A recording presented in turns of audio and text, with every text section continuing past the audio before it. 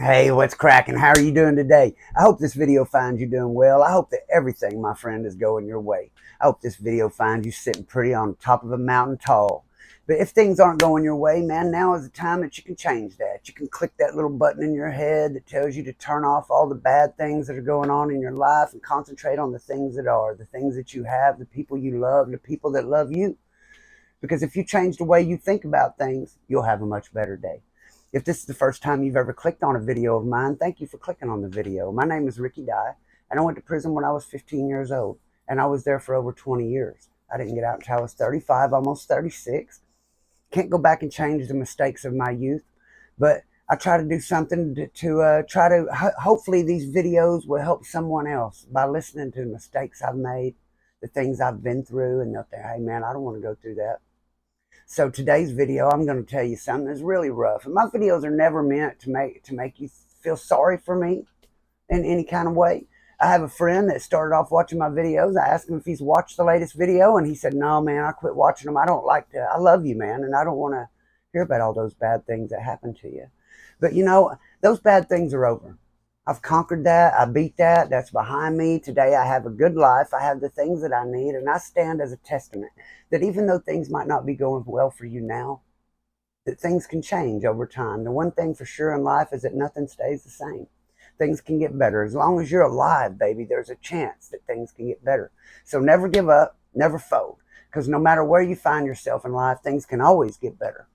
And with that, I'm going to jump into my video today. If you haven't been watching, if you'll go back and watch from the beginning, my videos are like a series.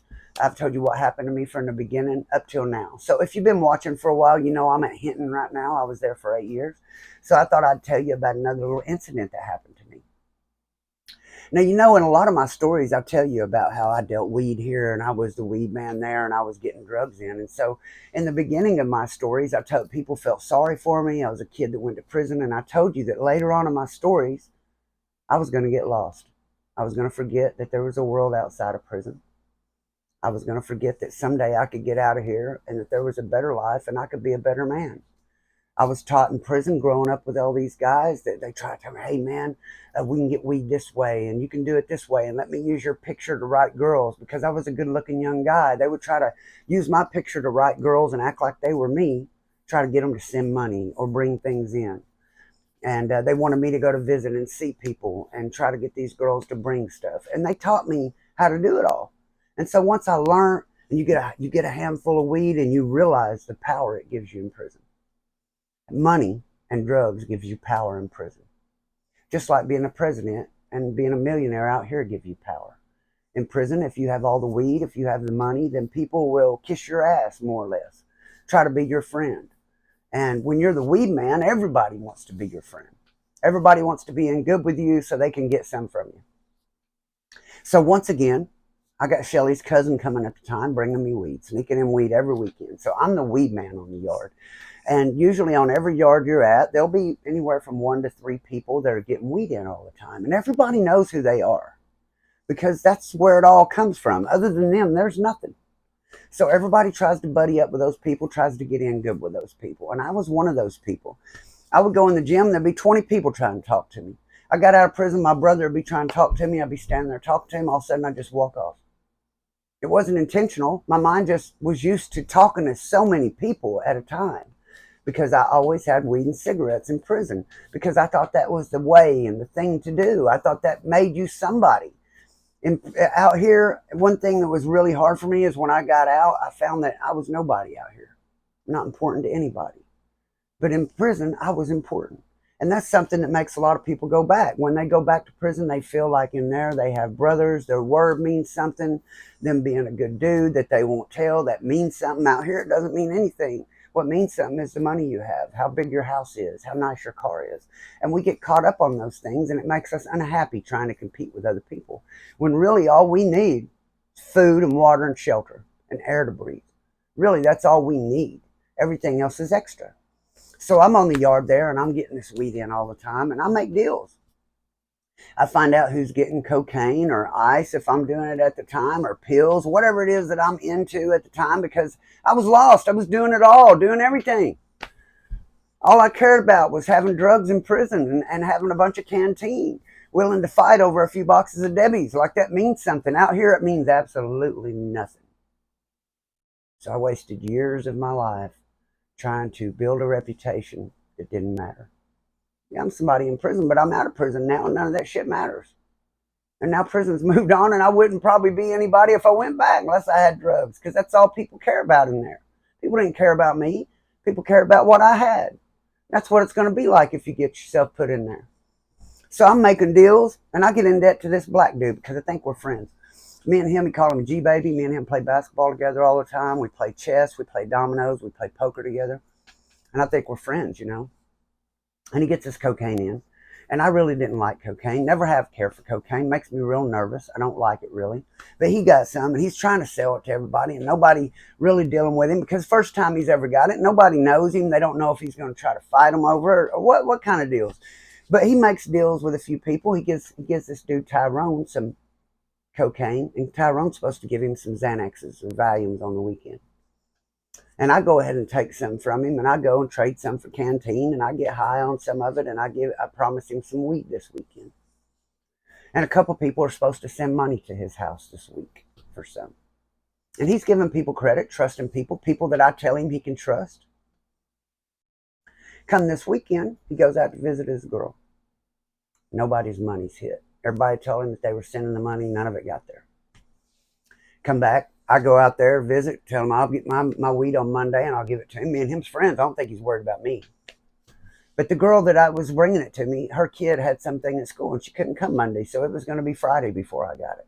Monday to Friday, just 4 days. Nothing out here in the world. Out here in the world, if you can't pay your electric, they might turn it off.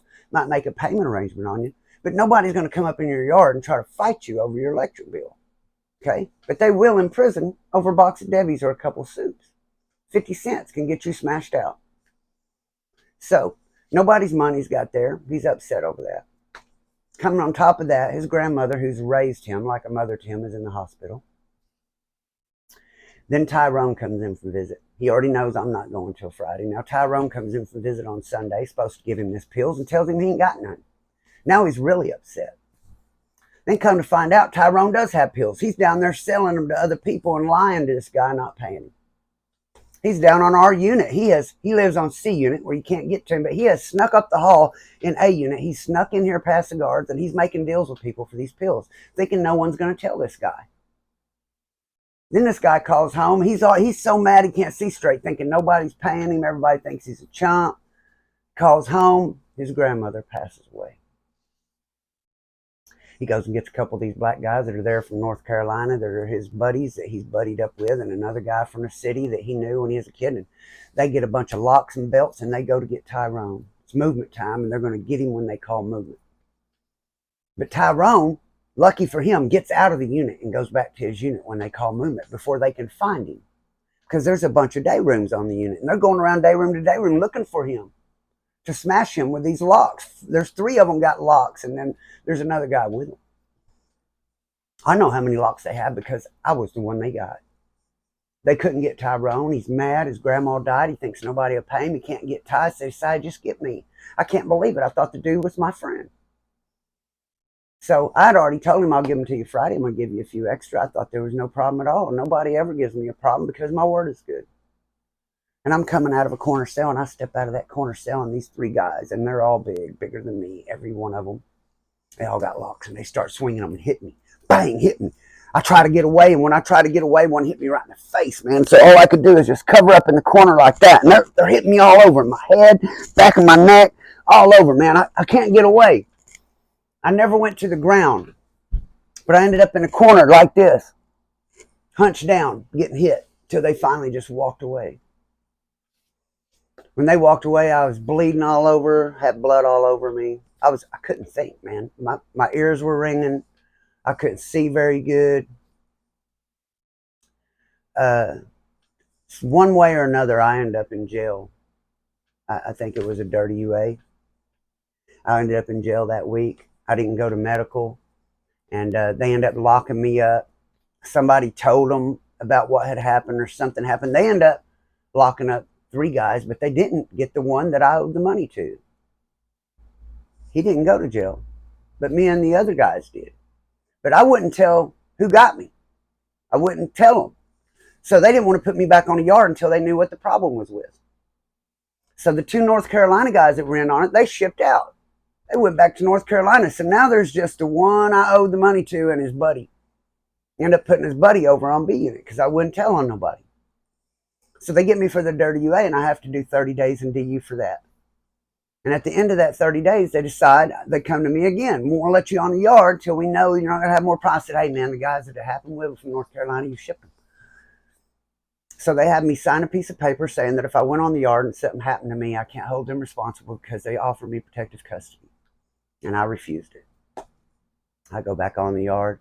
They put me on a unit, and they put me in the same day room with the guy who set this up, the one I owed the money to. Put me right back where I was at, and he's in the day room.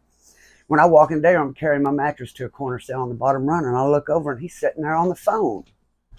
So there's 3 phones against the wall, and there's a table in front of them where you could sit on the table and use the phone facing toward the wall, facing toward the phone. So when people walk by behind you, you don't even see them. So I walk right by him. Walked to my corner cell, and I thought, here's my chance. I walked to my cell. I put my mattress down. I got my lock, put it on a belt. Went out there, walked up behind him. Crack, crack, crack. Busted him all in his head. I knocked him out. Knocked him out, hitting him in the back of the head with a lock. Got on the ground, and then I beat him all over his body because I wanted him to hurt like me. Because the whole time I was in that cell for the first week after they whooped me, I couldn't see very good. I had a headache all the time. I kept throwing up. I had a concussion. I didn't realize that's what it was because I was young. They beat me until I had a concussion.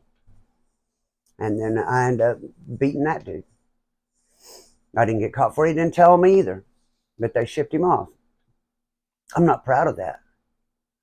But I couldn't just take a whooping like that and let it go. If I would have and then went right back in the day room with the guy who did it and not done nothing, for the rest of the time I was in prison, I would be a punk and a bitch, and people would run over me. Because I done got beat down, didn't do nothing about it. So I was in a situation, I had to do something about it. But I wanted to do something about it. I'll be honest about it. I'm not proud of that, but it's the truth. But if you don't want to find yourself in that situation, don't go to prison. Don't do things that'll put you in prison.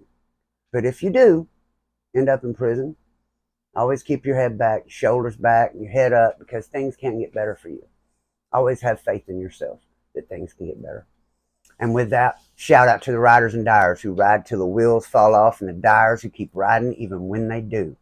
And thank you for everyone who subscribed. If you haven't, please hit that subscribe button. Hit the like button, drop a comment. It really helps the video out. People share it. I really appreciate that. I hope to see you in the next video. May God bless, keep, and protect you and yours. Peace out.